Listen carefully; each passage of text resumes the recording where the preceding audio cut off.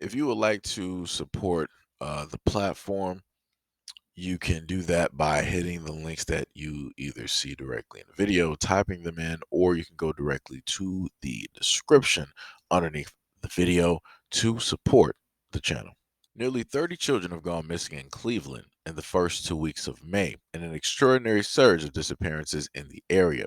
Cleveland police have stated 27 kids have been reported missing between May 2nd and May 16th, as Newburgh Heights Police Chief John Mayjoy warns that the disappearances have reached unprecedented levels in 2023. Quote, there's always peaks and valleys when missing persons, but this year it seems like an extraordinary year. Some reason in 2023, we've seen a lot more than we normally see, which is troubling in part because we don't know what's going on with some of these kids, whether they're being trafficked or whether they're involved in gang activity or drugs. Joy also noted that the majority of these cases are runaways, but he fears some are teenagers that could be victims of predators, who he likens to wolves in sheep's clothing. The rise of disappearances are especially troubling because many times there's a lack of photos of the victims and the fact that many of these cases go largely unnoticed by the public. This is what else they stated in the article. The epidemic of missing children in our country needs a spotlight. It needs our focus. We hope operations like this sharpen that focus. Every child deserves a safe environment to grow up in, and we are dedicated to help providing that for the children and the families in Northern Ohio. Sylvan Colin, who is the founder of Cleveland Missing after her teen cousin was abducted in 2004, urged families to take these cases seriously and to work through the trauma of disappearances to save runaway and kidnapped children. Quote, every family's experience is different, but there are some things that are the same for everybody. It's first disbelief, blame, questions like where did we go wrong? Did we miss something? Oh my gosh, how are we going to find this person? As the days progress and become a case that's not solved after a couple of months to 2 years or 3 years, life happens too. Then you have this guilt of continuing to press forward and live your life while continuing your search. So again, if anybody would like to support this channel, then you can hit the links below in the description section and do so. So here we are again, where we have a multitude of kids missing and nobody knows what happens. Now, I've gone over statistics dealing with runaways, dealing with kids who are homeless, and all of these things, right? Like I said, anybody can clear cut look at those statistics, and they'll be like, "Well, it's bad that these 30 kids went missing, but if you look at the stats, pretty much they all make it back home, right?" My thing is this: who is there to say that every single one of these kids, these 30 that are missing, who's to say that these kids are going to make it back home? We don't even have any pictures to identify who they are. They're not showing you all 30 of the kids. They're not listing names. Like I said, I read off the article. They didn't list 30 names. They didn't show 30 pictures, right? And all of these kids are missing. And child trafficking is a major money thing, right? That you have tons of people directly diving into, that they are aligned directly with it. And as I stated before, where are the government officials, right? So where is the president? Where is the the second and all of these other individuals? Where are they at when it comes to speaking on the kids? I meant to say vice president, the president and vice president earlier. But where are they at to speak on a lot of these things? And the most interesting thing, regardless on how it is that people feel about social media now, there's been a wealth of information that has been able to come out and be shown, because of certain things that have transpired. And a lot of those people that normally would show up to the scene to state that, oh, this is false, it's not verified, where are the fact checkers, where's this, where's that? They're nowhere to be seen, right? And when it comes to this story, where are the fact checkers?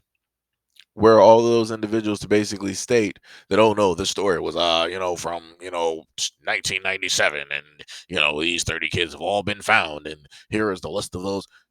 Where are they at? Because normally at any point in time where stuff is posted or things, or or mentioned on social media, the fact checkers will just come up and tell people that, oh no, this is false. We have the real information, right? Again, where are the adults that care about the kids? How do 30 kids go missing in 2 weeks? That's a lot of kids. One is too many. Two is just ridiculous. Three, you need to start doing some real searching. You need to start doing some real digging. 30?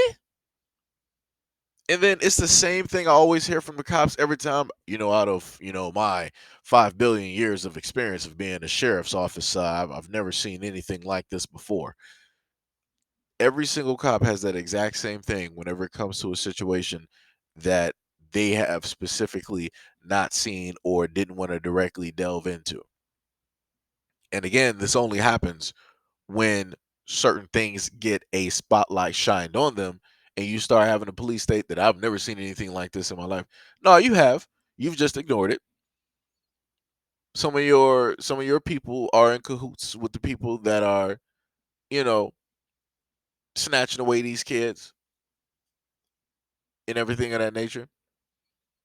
But like I said, there's a it's a multifaceted problem, and there's a lot of different levels to it, a lot of different tiers. Because when I look online, people are just focused on the lowest of the low level tier, and they're just like leaving it as that. And I'm like, if only you understood and knew and paid attention. Like I said, this is why I've shown you videos, in when it deals with stories where you got judges, you got cops, right?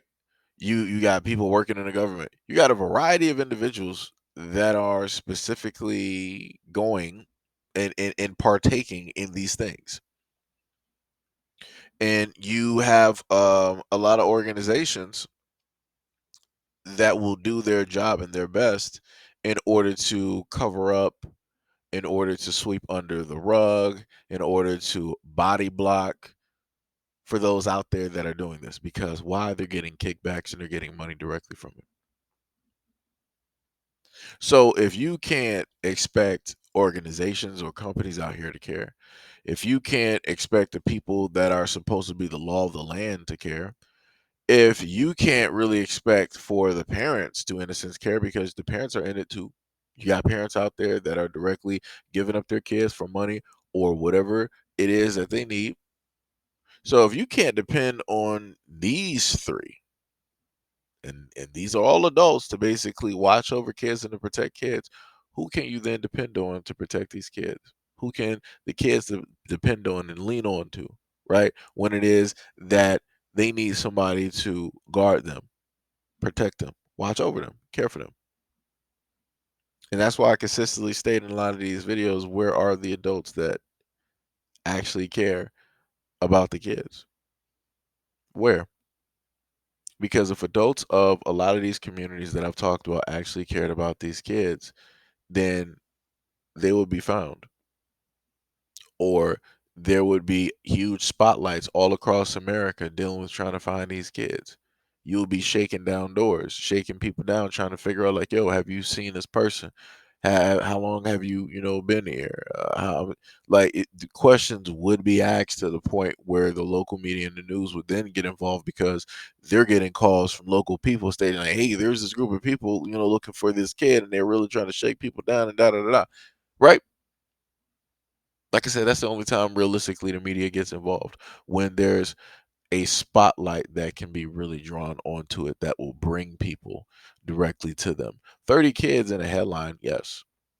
That's a very great spotlight. People will tune directly in, and people will listen, and people will watch.